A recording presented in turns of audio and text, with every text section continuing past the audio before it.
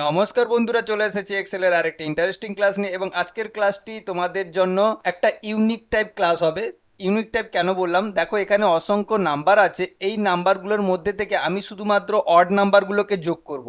এখানে একটা ছোট্ট ডেটা আছে, কিন্তু এই ছোট ডেটা থেকে তুমি যদি অড নাম্বার যোগ করো তাহলে সহজেই তুমি বেছে বেছে প্লাস চিহ্ন দিয়ে দিয়ে কিন্তু অড নাম্বারগুলো বের করে যোগ করতে পারবে। কিন্তু তোমাকে এরকম বলা হলো 2000 খানা নাম্বার আছে, তাহলে কি তুমি 2000 বা তুমি প্লাস দিয়ে নাম্বারকে সিলেক্ট করতে থাকবে? সেটা কখনোই সম্ভব নয় এবং সে অনেকটাই সময় নষ্ট হবে। তার জন্য তোমাদেরকে একটি সহজ ফর্মুলা শিখিয়ে দিব এবং এটা কিন্তু একটু অ্যাডভান্স লেভেল সফটওয়্যার তোমাদেরকে ব্যবহার করতে হবে। তো এইটুকুই ছিল থিওরি। আশা করছি তোমরা থিওরিটা ভালোভাবে বুঝে গেছো। এখান থেকে শুধুমাত্র আমি অড নাম্বারগুলোকে বের করে এখানে আমি যোগ করব এবং এটা সহজ ফর্মুলা দিয়েই যোগ করব। তো এটাই হচ্ছে থিওরি। চলো বেশি কথা না বলে আমি প্র্যাকটিক্যালটা শুরু করি। তো প্র্যাকটিক্যালের জন্য প্রথমে আমাকে একটা ফর্মুলা ইউজ করতে হবে। কোথায় ইউজ করব? যেখানে আমি অড নাম্বারটা বের করতে চাইছি, জাস্ট সেখানে একটা ইকুয়াল দেবো। ইকুয়াল দিয়ে আমি প্রথমে কি করব, যোগ যেহেতু করতে চাইছি নর্মালি সাম ফর্মুলাটাই ব্যবহার করব, যেহেতু সামের কাজ কি যোগ করা। তো সাম ফর্মুলা ব্যবহার করে আমি এখানে কন্ডিশন দেব। কেন না, এখানে আমাকে কন্ডিশনটা এই কারণেই ব্যবহার করতে হবে কারণ আমি এখানে সব নাম্বারকে যোগ করব না,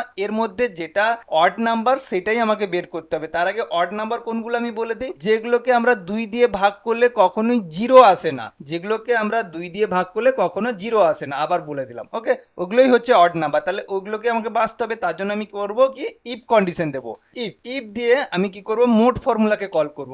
মোড দিয়ে কি করব, আমি ডিভাইড করব। মড দিয়ে আমি ব্র্যাকেট শুরু করে কি করব, পুরো নাম্বারের রেঞ্জটাকে সিলেক্ট করে নেব। পুরো নাম্বারের রেঞ্জটাকে সিলেক্ট করে আমি কি করব, কমা দিয়ে দেখো ডিভিশন দেওয়া আছে। ডিভিশন কত দিয়ে করব? 2 দিয়ে। এই যে নাম্বারগুলো আছে এগুলোকে 2 দিয়ে ডিভিশন করব এবং ক্লোজ করব। এরপরে এর রেজাল্টটা চাইছি মানে জিরোর সমান হবে না, তাহলে নট ইকুয়াল টু, আমরা এক্সেলে জানি নট ইকুয়াল টু কি, লেস দেন আর greater than. Less than greater than দেওয়া মানেই কিন্তু নট ইকুয়াল টু এবং জিরো দিয়ে দিলাম। তার মানে কি, এর যে রেজাল্টটা যদি জিরোর সমান না হয় তখন কি করব, কমা দিয়ে পুরো রেঞ্জটাকে সিলেক্ট করে নেব এখান থেকে অড নাম্বারগুলোকে বের করানোর জন্য।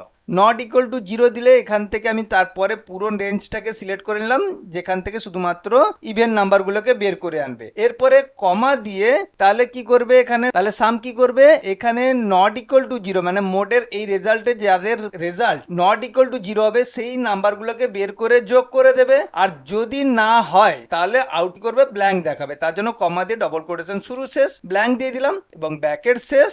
আরেকবার ব্র্যাকেট শেষ করে দেবো কারণ ইফের আগে একটা ব্র্যাকেট শুরু করেছিলাম এবং এন্টার মারলাম। ওয়াও, ম্যাজিকের মতন কিন্তু অড নাম্বার গুলোকে বেছেই আমার কিন্তু যোগ বেরিয়ে এলো। তো আশা করছি এটা বুঝে গেছো। যদি না বুঝে থাকো আরেকবার আমি তোমাদেরকে বুঝিয়ে দিচ্ছি। জাস্ট আমি ডবল ক্লিক করলাম, দেখো প্রথমে আমি সাম ফর্মুলাকে ইউজ করেছি। সাম ফর্মুলার কাজ হচ্ছে যোগ করা। কাকে যোগ করবে, তখন আমি মোটে চলে আসি। মোট কি করছে, এখান থেকে 2 দিয়ে ডিভাইড করে তার রেজাল্ট দেখাচ্ছে নট ইকুয়াল টু জিরো, মানে যে নাম্বারগুলো ডিভাইড করার পরে জিরো হচ্ছে না সেই নাম্বারগুলোকে বেছে বের করবে এবং সেটা কে বের করে দেবে, ইফ সেটাকে শো করিয়ে দিবে এবং সাম সেই নাম্বারগুলোকে যোগ করিয়ে দিবে। এবং যদি আমার অড নাম্বার না বেরোয় তখন কি হবে, ইফ কন্ডিশন কি করবে, ব্ল্যাঙ্ক শো করাবে। যার জন্য আমি ডবল কোটেশনের ভিতরে ব্ল্যাঙ্ক রেখে দিয়েছি এবং এন্টার মেরে দিলেই দেখো আমার অড নাম্বারগুলো যোগ হয়ে বেরিয়ে আসছে। আশা করছি আজকের ক্লাসটি খুবই ভালো লেগেছে। যদি ভালো লেগে থাকে অবশ্যই চ্যানেলটিকে সাবস্ক্রাইব করো এবং এই ধরনের আরো ভিডিও দেখতে আমাকে সাপোর্ট করো। অসংখ্য ধন্যবাদ। বাই।